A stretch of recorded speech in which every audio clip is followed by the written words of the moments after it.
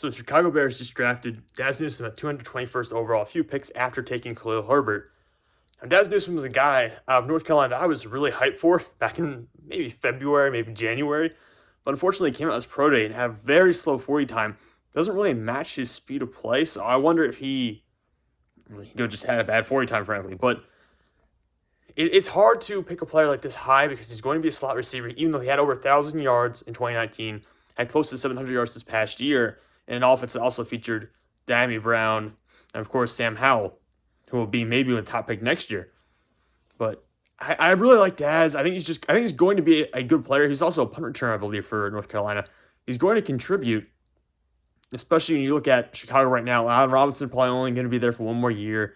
And you've got some real issues there with your receivers. You might end up cutting bait with one or two of them here, the way things are going right now. So Chicago is in a little bit of flux right now. Dazz Newsome walks in, will have a chance to make some plays as a rookie, though I imagine he's not going to see a lot of starting time immediately.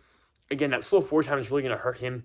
His route running chops have to develop quite a bit. I think he's one of those guys, you get the ball to him, he's going to create extra yards just by his ability to get around guys, his ability to juke and create yards that way. And again, this is a guy who I like him still. I still like him, but you got to look at the athletic profile. It's obviously not quite as explosive as you would have anticipated.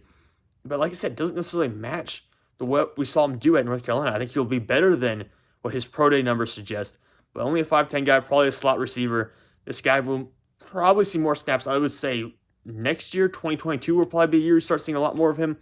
But maybe before the end of 2021, he will take over that starting slot role.